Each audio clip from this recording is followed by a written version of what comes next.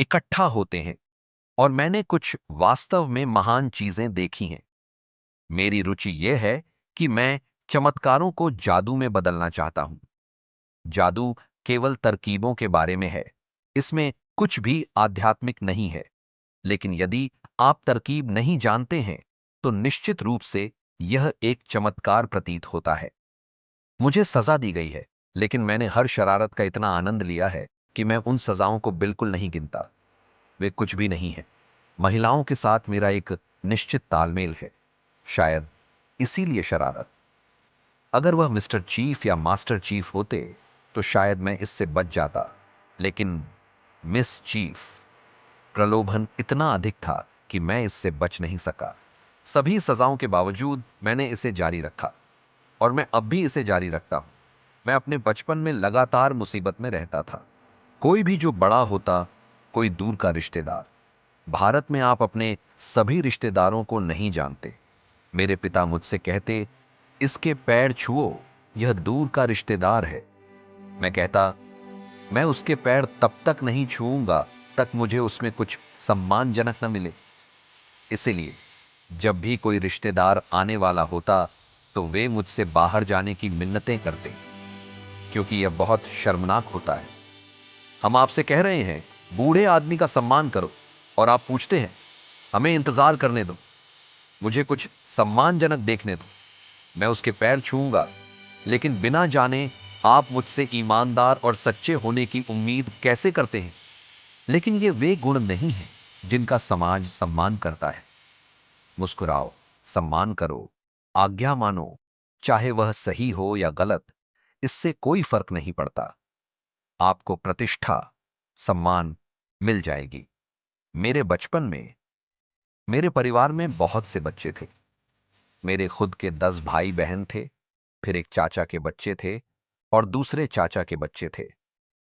और मैंने यह होते देखा, जो कोई भी आज्ञाकारी था उसका सम्मान किया जाता था।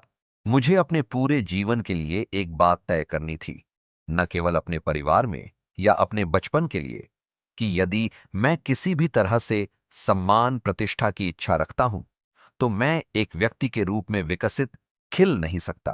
अपने बचपन से ही मैंने प्रतिष्ठा के विचार को छोड़ दिया।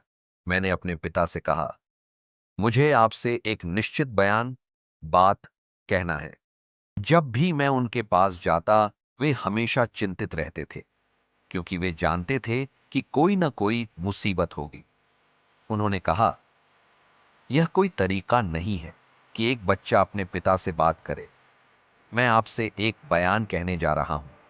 मैंने कहा, यह आपके माध्यम से पूरी दुनिया के लिए एक बयान है। अभी पूरी दुनिया मेरे लिए उपलब्ध नहीं है। मेरे लिए आप पूरी दुनिया का प्रतिनिधित्व करते हैं। यह केवल बेटे और पिता के बीच का मुद्दा नहीं है। यह एक व्यक्ति और समग्रता, भीड़ के बीच का मुद्दा है। बयान यह है कि मैंने प्रतिष्ठा के विचार को त्याग दिया है। इसलिए प्रतिष्ठा के नाम पर मुझसे कभी कुछ मत मांगना, अन्यथा मैं बिल्कुल इसके विपरीत करूंगा। मैं आज्ञाकारी नहीं हो सकता। इसका मतलब यह नहीं है कि मैं हमेशा अवज्ञाकारी रहूंगा। इसका सीधा सा मतलब यह है कि आज्ञा मानना या न मानना मेरी पसंद हो। आप अनुरोध कर सकते हैं, लेकिन निर्णय मेरा ही होने जा रहा है।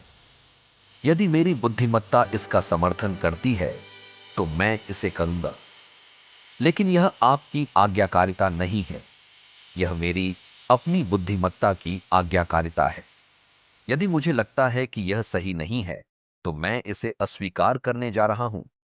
मुझे खेद है, लेकिन आपको एक बात स्पष्ट रूप से समझनी होगी। जब तक मैं ना कहने में सक्षम नहीं हूं, तब तक मेरे यहां कहने का कोई अर्थ नहीं है। और आज्ञाकारिता यही करती है, यह आपको पंगु बना देती है। आप ना नहीं कह सकते, आपको हां कहना पड़ता है।